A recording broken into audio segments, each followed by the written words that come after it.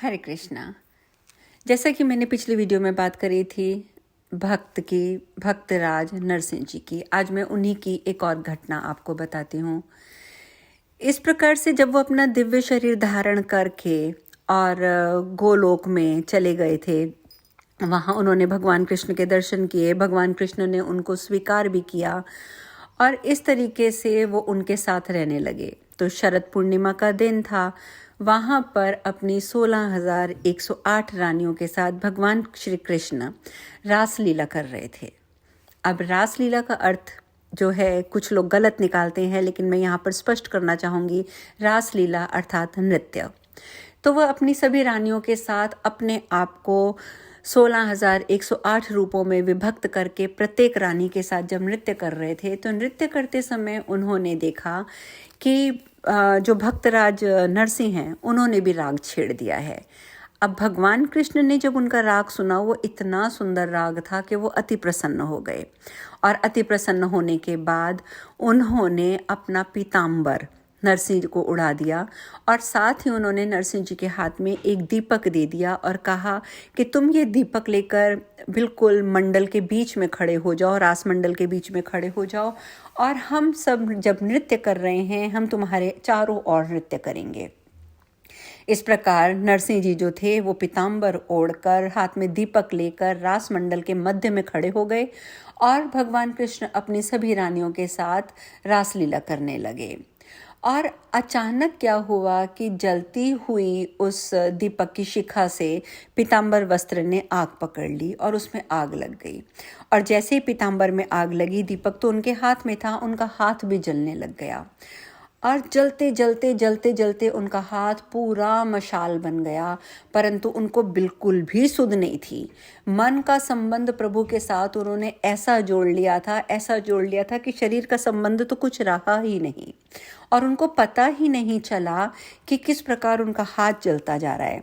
और अंत में जब रासलीला समाप्त हुई, तब भगवान कृष्ण की दृष्टि उन पर पड़ी और उन्होंने देखा कि तो आग लगी हुई है नरसिंह जी के हाथ में। तब भगवान कृष्ण स्वयं आगे बढ़कर उन्होंने आग बुझाई, नरसिंह जी की पीड़ा को दूर किया। और भक्तराज की इस तन्मयता को देखकर सभी रानियां भी चकित रह गईं कि पूरा हाथ जल गया और वो खड़े रहे हैं। सभी रानियां बड़ी हैरान हो रही थी।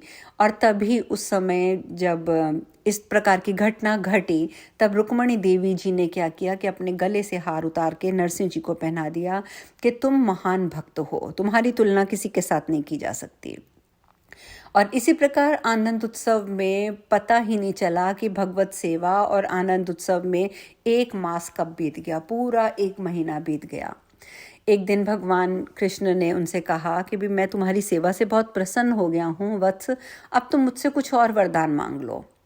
तो नरसिंह जी ने फिर वही उत्तर दिया कि देखिए, मैं वरदान मांगना तो नहीं चाहता, परंतु अगर आप कह रहे हैं तो मैं वरदान मांग लेता हूँ और मुझे आप इतना वरदान दीजिए कि मैं सदा आपके चरणों में आपकी सेवा में लगा रहूं।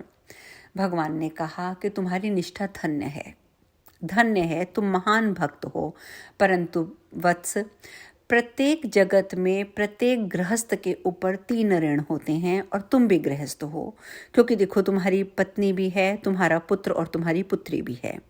ठीक है, तुम्हारे ऊपर भी 3 ऋण हैं। पहला ऋण हमेशा हर व्यक्ति के ऊपर होता है, स्त्री और पुत्र आदि का। दूसरा ऋण होता है पितरों का और तीसरा ऋण होता है देवों का। अतः अब मैं तुम्हें आज्ञा देता हूँ कि तुम वापस अब मृत्यु लोक में चले जाओ, अर्थात तुम जहाँ से आए हो वहाँ से चले जाओ और वहाँ जाकर पहले तुम इन 3 ऋणों से मुक्त हो जाओ, क्योंकि जब तक तुम इन 3 ऋणों से मुक्त नहीं होगे तुम पुनः भगवत धाम नहीं आ सकते। तो तुम पहले नीचे जाओ, धरती पे जाओ, 3 ऋणों से मुक्त हो जाओ।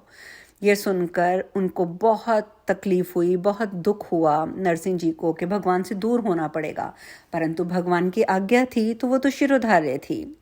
वो भगवान के चरणों में गिर गए और उनसे मतलब आज्ञा मांगी कि ठीक है प्रभु, अब आप अपने मुख से मुझे आज्ञा भी दे दीजिए कि मैं जाऊं यहाँ से। भगवान कृष्ण ने अपनी एक छोटी सी प्रतिमा उनके हाथ में पकड़ाई, एक करताल पकड़ाई, अपना पीताम्बर दे दिया और उनको अपना एक मुकुट पहना दिया जो मयूर पंख का बना हुआ था। और इस प्रकार से मुकुट पहनाकर उन्होंने उनको विदा किया और भगवान के चरणों में प्रणाम करके भगवत प्रेरणा से वे पुनः जूनागढ़ आए और अपने भाई वंशीधर के यहाँ रहने लगे। अब आगे उनके जीवन में क्या हुआ, ये चर्चा हम अगली वीडियो में करेंगे।